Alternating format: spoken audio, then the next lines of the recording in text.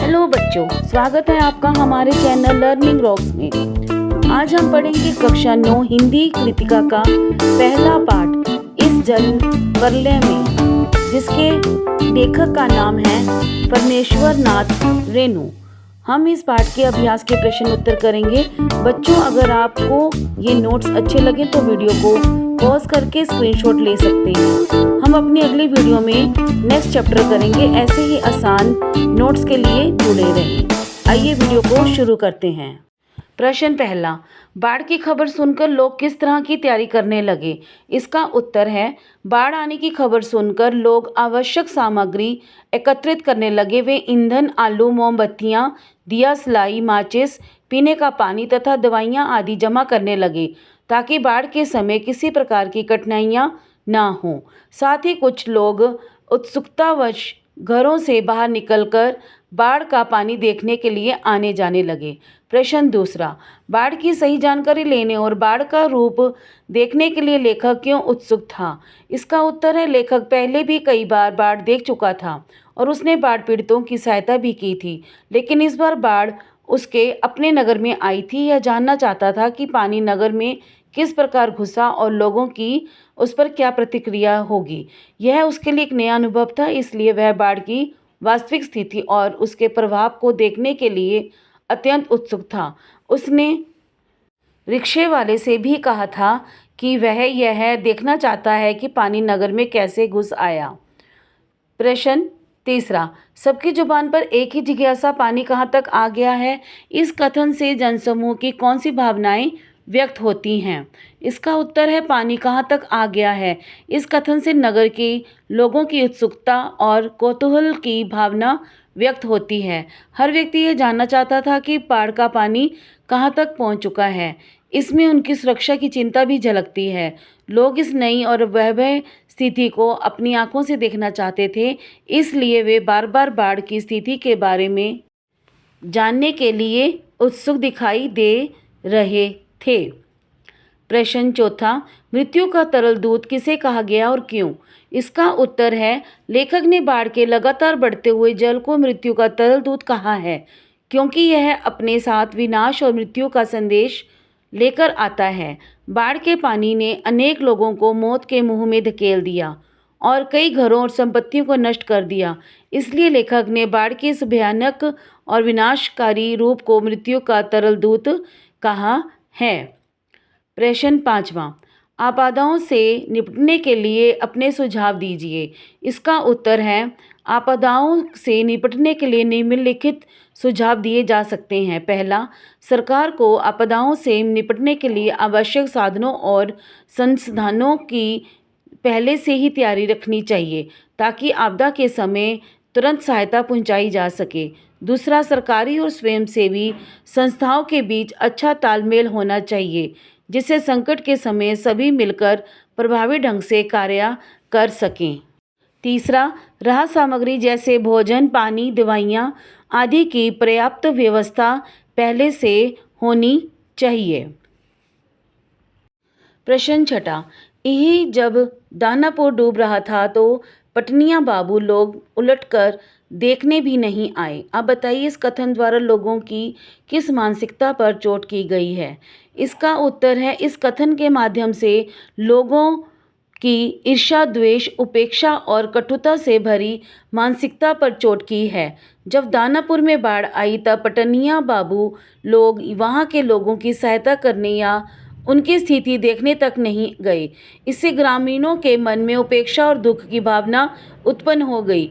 गांव और शहर के बीच लंबे समय से चला आ रहा भेदभाव भी इस मानसिकता का कारण है। शहर के लोगों की उदासीनता के कारण ग्रामीणों के मन में कड़वाहट और आक्रोश पैदा हो गया। इसी कारण वे यह सोचने लगते हैं कि यदि पटना वासियों को भी ऐसी ही विपत्ति का सामना करना पड़े तो उन्हें भी बाढ़ के कष्ट का अनुभव होगा। प्रश्न सातवां, खरीद बिक्री बंद हो चुकने पर भी पान की बिक्री अचानक क्यों बढ़ गई थी? इसका उत्तर है, जब बाढ़ का खतरा बढ़ने लगा तब अधिकांश दुकानदार अपनी दुकानें बंद करके सुरक्षित स्थानों की ओर जाने लगे। लेकिन पान की बिक्री अचानक बढ़ गई क्योंकि बाढ़ देखने के लिए बहुत से लोग वहां इकट्ठा हो गए थे।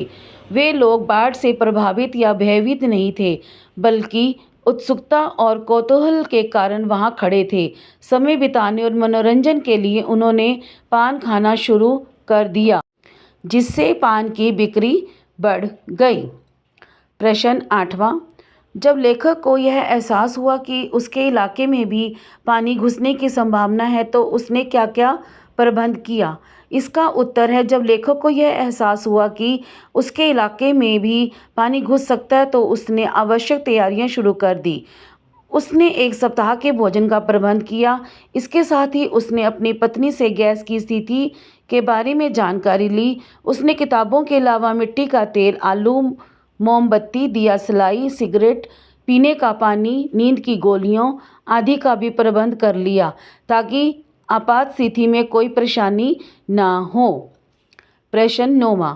बाढ़ पीड़ित क्षेत्र में कौन कौन सी बीमारियों के फैलने की आशंका रहती है? इसका उत्तर है, बाढ़ पीड़ित क्षेत्रों में कई प्रकार की बीमारियों के फैलने की आशंका रहती है।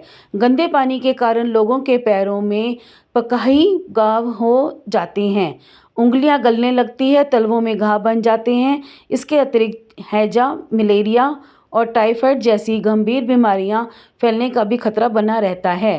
प्रश्न 10वां। नौजवान के पानी में उतरते ही कुत्ता भी पानी में कूद गया। दोनों ने किन भावनाओं के वशीभूत होकर ऐसा किया? इसका उत्तर है, नौजवान के पानी में उतरते ही कुत्ता भी पानी में कूद गया। यह घटना उनके गहरे आत्मीय संबंध और सच्ची मित्रता को दर्शाती है। दोनों एक दूसरे के प्रति अत्यंत स्नेह और लगाव रखते थे। उनमें मनुष्य और पशु का कोई भेदभाव नहीं था, बल्कि वे सच्चे साथी थे। कुत्ता नौजवान के बिना नहीं रह सकता था, इसलिए वह बिना किसी डर के उसके पीछे पानी में कूद पड़ा। इसी प्रकार नौजवान भी कुत्ते को अपने सच्चे मित्र की तरह मानता था। यह उनके बीच के अटूट प्रेम और विश्वास को प्रकट करता है। प्रश्न 11वां। अच्छा है कुछ भी नहीं, कलम थी वह भी चोरी चली गई। अच्छा है कुछ भी नहीं मेरे पास मूवी कैमरा, टेप रिकॉर्ड आदि की तीव्र उत्कंठा होते हुए भी लेखक ने अंत में उपयुक्त कथन क्यों कहा? इसका उत्तर है, लेखक के पास मूवी कैमरा, टेप रिकॉर्ड और कलम जैसी चीज़ों की तीव्र इच्छा थी कि वह बाढ़ के दृश्यों को पूरी तरह महसूस करना चाहता था।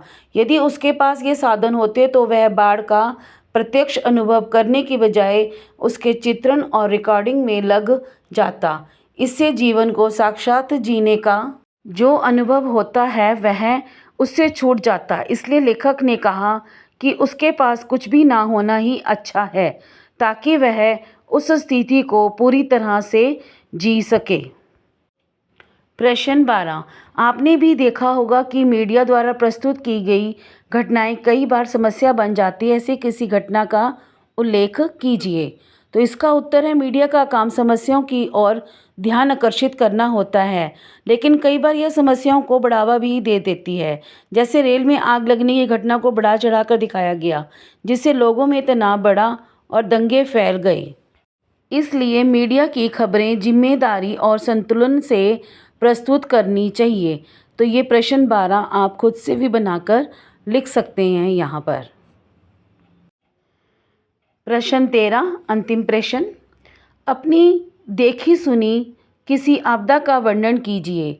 तो इस प्रश्न का उत्तर भी आप खुद से बना सकते हैं, जिसको किसी भी आपदा के बारे में आपने वर्णन कर सकते हैं। मैंने बनाया है, मैंने बाढ़ जैसी प्राकृतिक आपदा के बारे में देखा और सुना है। बाढ़ आने पर चारों ओर पानी ही पानी भर जाता है, लोगों के घर डूब जाते हैं और उन्हें अपने घर छोड़कर सुरक्षित स्थानों पर जाना पड़ता है। खाने पीने की कमी हो जाती है और कई बीमारियां फैलने लगती हैं। बाढ़ के समय लोगों को बहुत कठिनाइयों का सामना करना पड़ता है। सरकार, कई संस्थाएं उनकी मदद के लिए आगे आते हैं और राहत सामग्री देते हैं। तो बच्चों, ये थे इस पाठ के अभ्यास के प्रश्न उत्तर। यदि आपको ये वीडियो अच्छी लगी हो तो वीडियो को आप लाइक करें, शेयर करें, सब्सक्राइब जरूर करें। मिलते हैं अपनी अगली वीडियो में। धन्यवाद।